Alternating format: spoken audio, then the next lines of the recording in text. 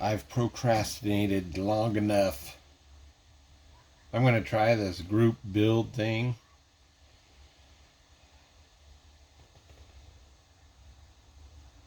I'm going to try the Christmas thing using this. I've made a lot of these, and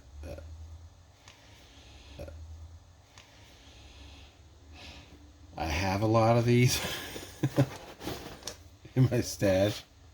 This one has 2 in here, and various stages of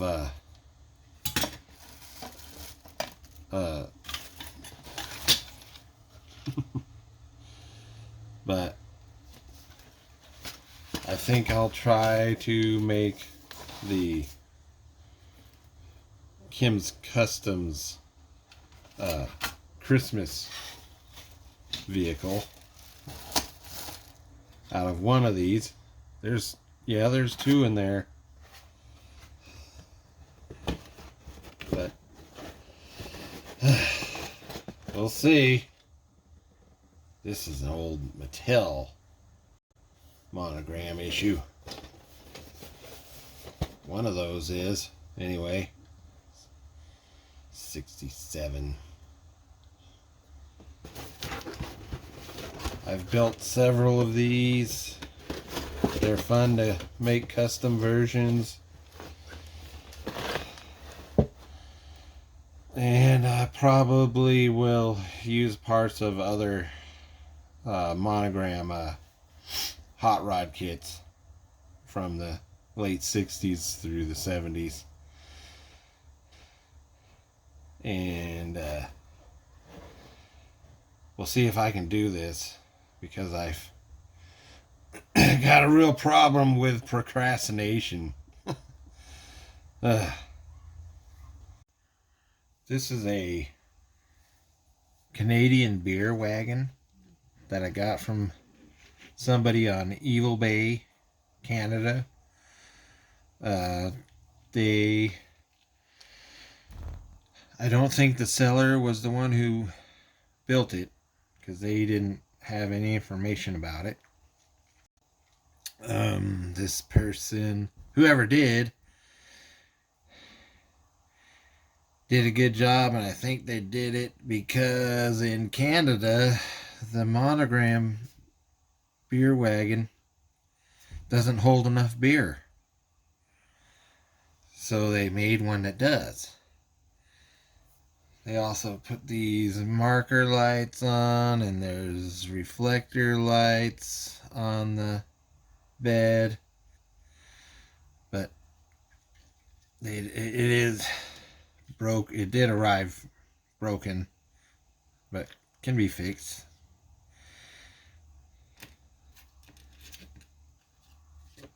They used the horn and the grab handles off of the Monogram paddy wagon.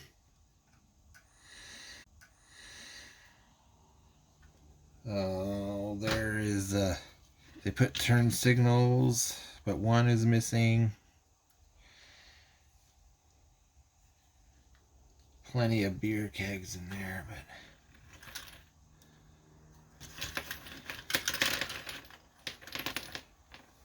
so they just cut the back end off of the regular bed and just put the other end, of course, the frame, and then just glued another one on. Obviously, you made a longer drive shaft, but yeah, these parts can be fixed. This just fell off. It can be glued back on, and that broke right there, but I can fix that. I don't know if I have a part to make another turn signal. Anyway, Oh no, there's been a spillage on the highway.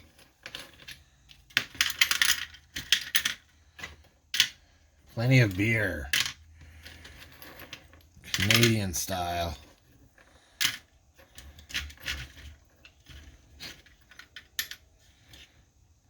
Oh.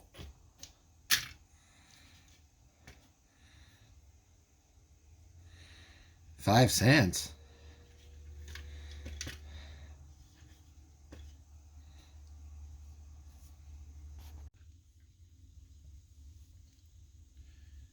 I discovered that the front axle had been broken before because the pieces, the ends of the broken parts had glue all over them, and it won't match up. Also, the chrome, none of the chrome has been scraped where it was going to be glued on. So, I wonder what that is.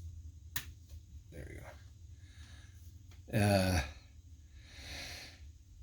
So I use super glue to glue everything together that was broken. And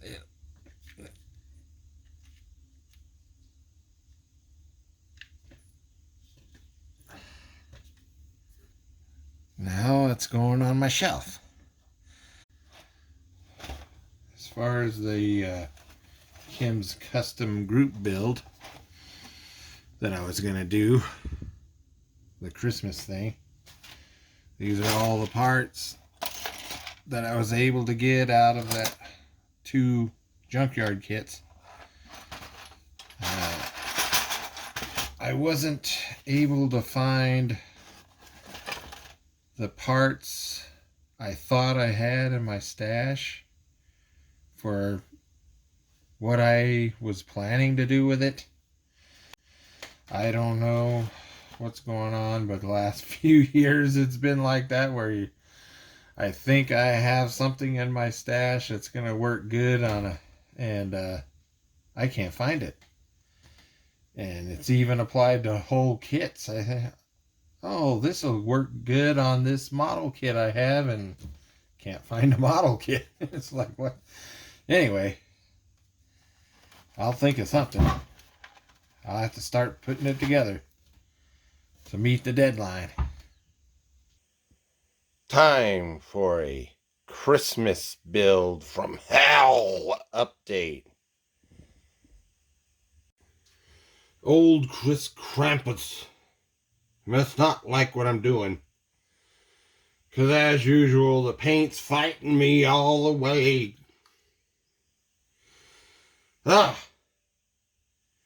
So let's show you this one here. First of all, I had a problem with the primer. Primer ain't always the best. Anyway, so I was primering the thing, and I was spraying it, and suddenly it didn't want. Oh yeah, name brand. It's only, I bought it last year, and the nozzle suddenly, it's like, oh, it's clogging. So I pressed down harder. Oh, all over my hand and my foot, and instead of coming out the nozzle, it came out the top of the can. I don't know what's going on with these new paints. Then, I painted my beer barrels, and I thought, I've got some old bare metal foil I could use to put on these rings right here, and never mind that my bare metal foil is at least 23 years old, because that's the last time I used them, and used the sheets.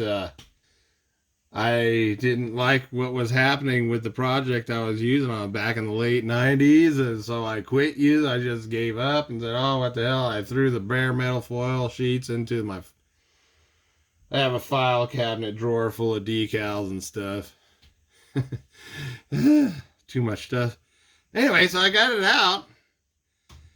And I put it on there and I got it trimmed, rubbed it down, got it trimmed, and then pulled the excess off, and oh, there goes the paint. There goes the paint. Bare metal foil just pulled it right off. So I guess I'm going to have to paint it by hand, bristle brush. Well, that's usually what I do anyway. Then we've been having some real cold temperatures and rain. If you've been watching my videos, you know what I'm dealing with that, with the rain and the leaky storage shit, cracked storage tubs and water. And anyway, I couldn't wait anymore, so I tried doing some spray painting, even though it was 48 degrees Fahrenheit. I said, oh, the sun's coming out now. I'll shake the can up real good. It's warm enough. It'll be okay. Well, when you spray paint, candy paint, 48 degrees Fahrenheit, I don't know if you can see that. That's what happens. It's frosted. It's the frosted look for Kim's custom garage winter solstice build. That's not what I wanted. I didn't want the frosted look. So I'll be doing that again. The only thing that's turned out good has been this chrome paint on the headers. Oh, well, some of this, oh, well. Wait, for those of you who might be wondering, I used to have a spray booth in this room before it was turned into a storage room back in 2019. But that spray booth was a fail because I built it myself. I went cheap, and because I have no choice but to go cheap. But I didn't seal it off between the box and the fan. I don't know why I didn't do that. And as a result, there's over there, my windowsill over there. That whole window area has just got overspray all over it. So, because of what happened with the frosting on that candy spray paint, I guess I'll build me another cheapo home built spray booth, but this time I'll use a more dense filter material, and well, crap, I have to fix the fan. That's the other thing, the fan that I was using. I don't know how this happened, but the power cord got severed. Just a matter of me splicing the wires back together, and I'll seal the box between, to the fan, which I didn't do before. Anyway, so this little event right here reminded me of why I had the spray booth.